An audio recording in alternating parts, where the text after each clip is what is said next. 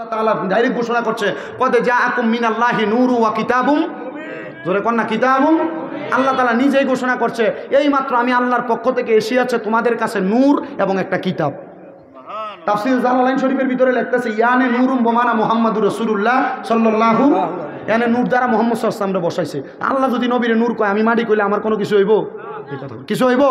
আল্লাহ বলছে নবীরে নূর, আমি মাটি বলে লাভ কি?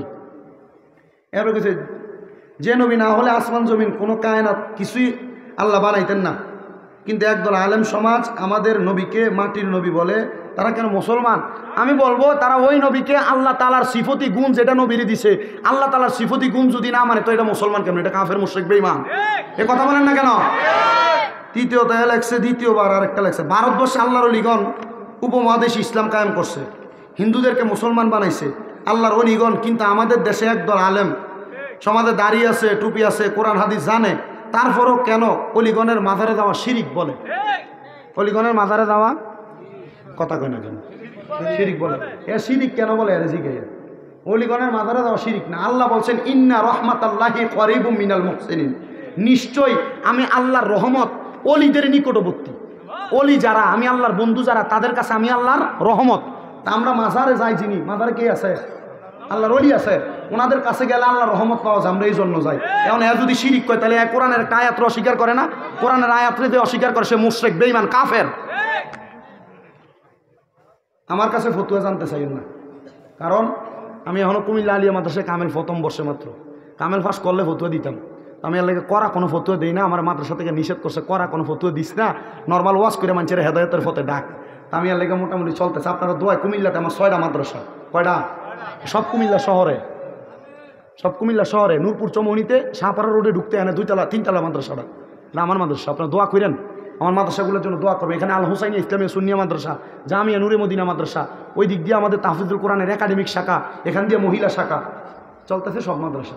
আপনারা শুধু দোয়া করবেন। আমার মাদ্রাসার পোলাপান প্রত্যেক দিন তাহাজ্জুদ নামাজের সময় সমস্ত পৃথিবীর মুসলমানদের জন্য দোয়া করে তাহাজ্জুদ নামাজ পড়ে, এবং প্রত্যেক দিন মাগরিবের নামাজের 20 মিনিট আগে 15 মিনিট খতমে খাজে গান পরে 5 মিনিট কাইন্দা কাইন্দা দোয়া করে। আপনারা আমার মাদ্রাসার ছাত্রদের জন্য দোয়া করবেন, করবেন না ইনশাআল্লাহ? আউলিয়াদের ব্যাপারে বাজে ধারণা করা যাবে? তা আমি চিন্তা করছি মাদার ভাঙ্গক, মাদার কি করক? ভাঙ্গক। তো বাংলে কি হইব? যদি আল্লাহর কোনো হক্কানি অলি থাকে, এ মাজার ভাঙ্গার কারণে যে ব্যক্তি ভাঙতেছে তার একটা যে কোনোভাবে শাস্তি দিয়ে দিব না? পরে দেখলাম একটা বামনবাড়িয়ার অ্যাক্সিডেন্ট হইয়া আত্মা ভাঙে গেছে। কি করছে? আত্মা ভাঙছে। আর কার খবর পাইলাম এ মাজার ভাঙছে, ভাঙ্গা আওয়ানের সময় যে ফুরিয়া ছিল হাতে লয়ে গেছে ওই জায়গায়, আসার সময় এ ছুরি নিচে করে আর ফেটে দিয়ে ঢুকিয়ে ফিরিয়ে দিয়ে পারিস। আমি তো বুঝছি আল্লাহ কইছে ইন্না বাতশা রব্বিকাল আসাদিদ, নিশ্চয় আল্লাহর দরা শক্ত দরা। আর আল্লাহর নবী রহমাতুল্লিল আলামিন নবীর হাদিসের মাধ্যমে, আল্লাহর কোরআনের মাধ্যমে জানাইছে মান আদানি ওয়ালিয়ান ফাকাদ আযামতুহু বিল হারবে, যারা ওলিদের সাথে দুশমনি করে আল্লাহ তার লগে যুদ্ধ ঘোষণা করে। তাহলে ঘোষণাটা বুঝে গেছে এইটা। মারহাবা কইলেন না? গভীর মনোযোগ দিবেন বাবাজিরা আমার। তো ওয়াদের ধারাবাহিকতা আপনাদেরকে আমি বুঝিয়ে দিয়ে যাইতে চাই। আমার ওয়াদের শেষের দিকে আমি আসছি। আল্লাহ পাকের বন্ধু হযরতে মিরপুর ফকির বাড়ির হযরতে হারিদন শাহ ফকির রহমতুল্লাহ আলাইহির স্মরণে এ জান্নাতের বাগান মাহফিল, ধৈর্য ধরেন, বেশি জন হইব তখন আপনার লাগে আমি নিজে বাগবো, ঠিক আছে না? 20টি জন পর আর কইয়ালেছি ও আস তোমরা আউনের আগে তোমরা অক্ষণায় বইস। মোটামুটি যে অবস্থা দেখি বেশি করে আইতেছে। আমার ওয়াজ কিন্তু শেষ। আপনার কষ্ট হয়েছে?